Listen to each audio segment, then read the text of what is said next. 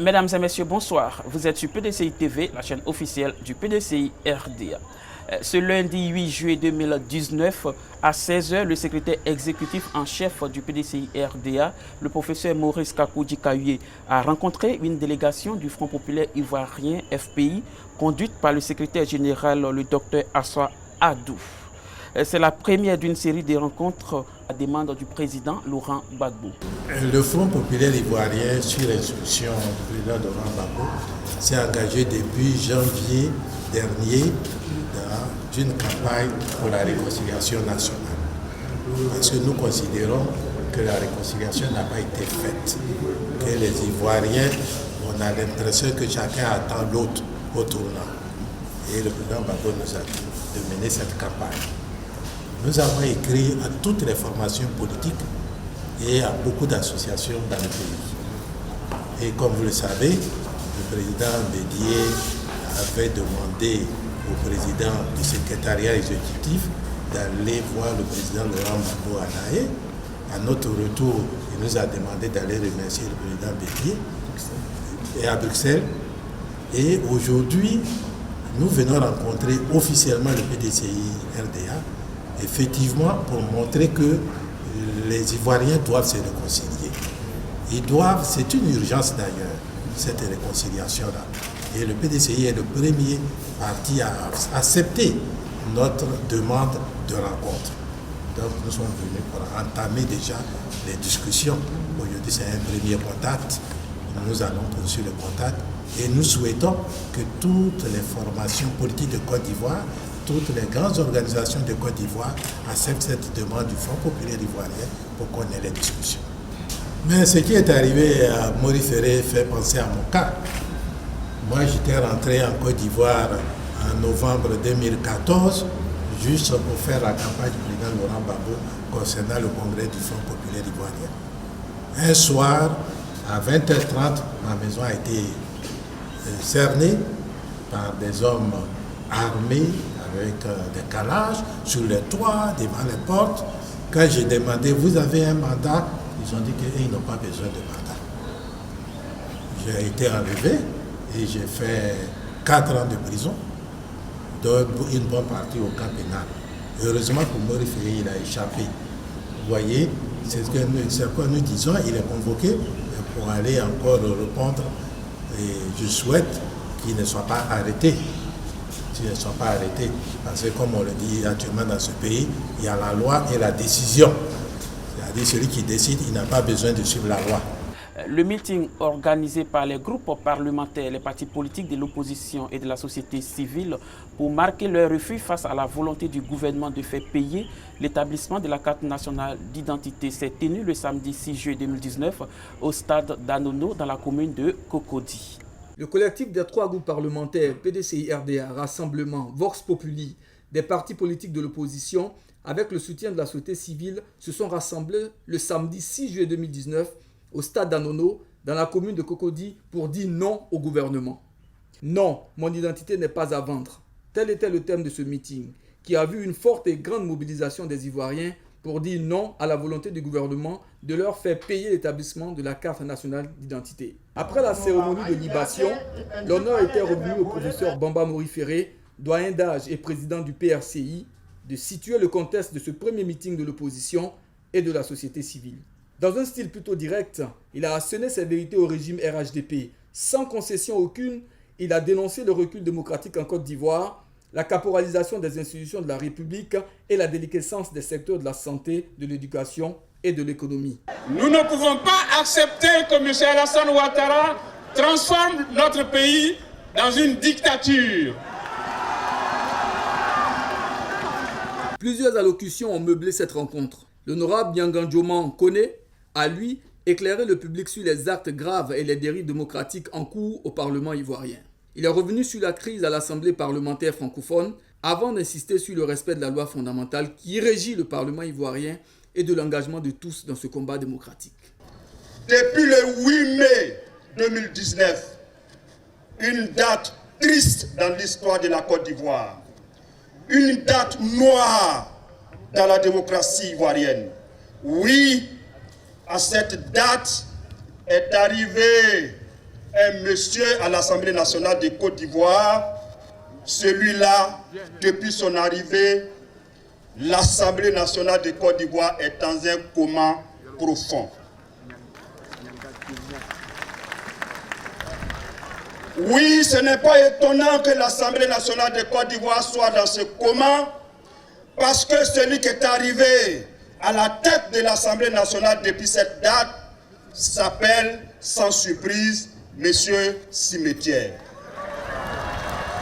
Le député Marius Conan du PDCI-RDA a lui abordé la question de l'organisation générale des élections en Côte d'Ivoire. Il a fait l'historique de la création de la commission électorale indépendante et justifié la nécessité de la réformer. Les Ivoiriens souhaitent et l'opposition recommande que la commission électorale soit impartiale et crédible, mais surtout qu'elle soit neutre.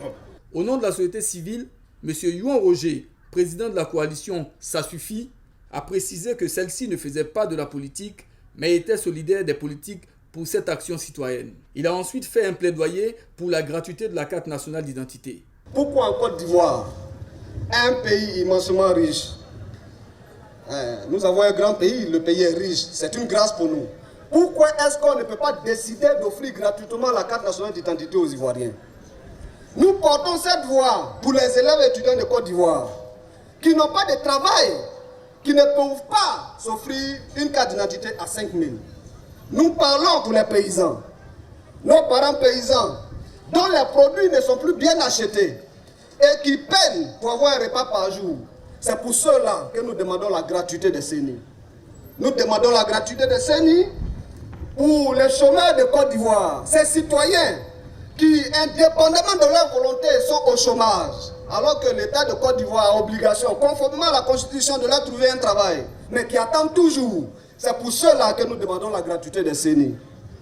Nous demandons la gratuité des CENI pour nos mamans qui vendent dans les marchés, qui matin se lèvent, vont grouiller, vont se saigner au soleil, pour le soir nous donner à manger. Mais ces mamans, nous avons parlé avec elles.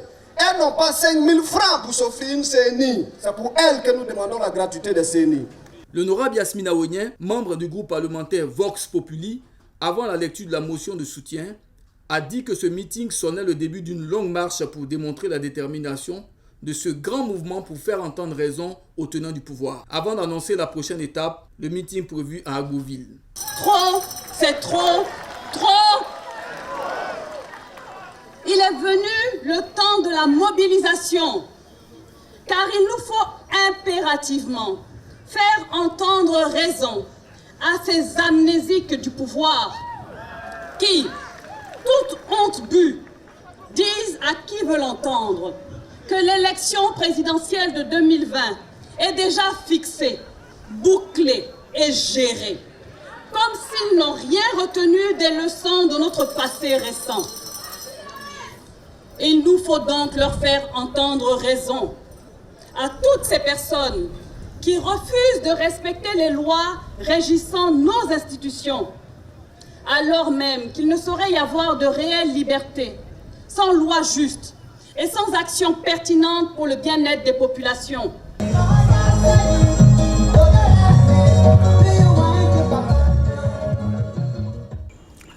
Quelques personnalités politiques et des militants se sont prononcés sur cette rencontre. Le PDCI est fier d'être au début parce que le PDCI va jouer un grand rôle dans ce rassemblement. Les mouvances politiques qui sont là aujourd'hui vont s'unir pour gagner aux élections prochaines de 2020. C'est ce qui explique la présence massive des députés PDCI RDA à ce grand meeting d'aujourd'hui. Nous ne pouvions pas manquer un tel rendez-vous où nous venons, n'est-ce pas, pour poser des problématiques qui sont importantes pour le peuple ivoirien. La première problématique, c'est la carte nationale d'identité. Nous avons été scandalisés de voir des députés qui sont censés donc représenter les populations aller se réjouir à l'Assemblée nationale d'avoir réussi à imposer, n'est-ce pas, un paiement de 5 000 francs, peut-être même plus, n'est-ce pas, pour l'acquisition d'une carte nationale d'identité. J'aurais même voulu que ces députés, représentant véritablement, en tout cas officiellement, l'opinion se rendre compte que la population a assez souffert, que nous sommes dans une année exceptionnelle et que des conditions doivent être réunies pour que nous puissions avoir des élections vraiment inclusives.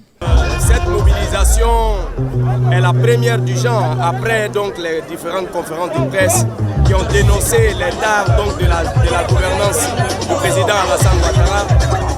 La responsabilité, la transparence, l'état des droits et la participation citoyenne. On ne peut pas exclure dans un dialogue politique l'opposition significative et puis dire que les résultats du dialogue politique sont des résultats inclusifs, sont des résultats qui peuvent nous envoyer à aller sereinement à une élection. Nous disons non, non et non, parce que plus jamais on ne va prendre le peuple de Côte d'Ivoire en otage à aller à une élection et puis après les jeter en pâture.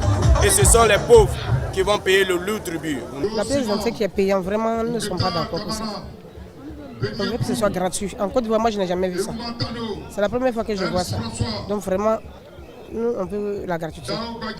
Pour cette première rencontre, nous avons noté une forte mobilisation des militants et militantes qui sont venus soutenir leurs leaders politiques pour trouver ensemble une solution à la question des cartes nationales d'identité. Elles étaient nombreuses. Les populations d'Abidjan qui ont participé au Giga Meeting organisé par les groupes parlementaires PDCI-RDA, Rassemblement et Vox Populi le samedi 6 juillet 2019 au stade d'Anono pour dire non à la volonté du gouvernement de faire payer l'établissement de la carte nationale d'identité. Ces leaders ont pris un bain de foule à leur arrivée. La cérémonie, comme d'accoutumé, a débuté par la libation des chefs Atchon pour son déroulement. S'en est suivi l'hymne national pour marquer leur patriotisme et leur attachement à la nation ivoirienne. Des militants déterminés et dévoués ont pris d'assaut les bâches pour suivre le meeting avec des pancartes et des banderoles de part et d'autre affichant des slogans dont le plus attractif était « Non, mon identité n'est pas à vendre ». Plusieurs artistes ont apporté un cachet spécial à la réussite de ce meeting. Ils ont fait monter le mercure et ont poussé des personnalités à se lever pour esquisser des pas de danse.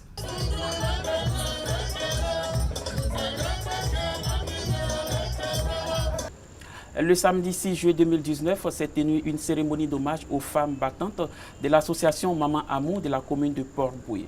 On notait à cette cérémonie la présence du premier magistrat de la commune, le maire Emou Sylvestre. C'est dans l'allégresse que la cérémonie d'hommage aux femmes battantes de l'association Maman Amour de Port-Boué a débuté. Au programme de cette cérémonie, danse, défilé de mode, pièces de théâtre et allocutions. Au cours de cette cérémonie, Madame Dabia Adel, secrétaire exécutive chargée des femmes, a adressé ses remerciements à la marraine, Koita Fanta Lucie. Elle a salué le militantisme des femmes de Port-Boué et les a exhortées à plus d'engagement pour la cause du PDCI-RDA. Je profite de cette occasion pour vous exhorter à vous remettre au travail comme vous savez bien le faire.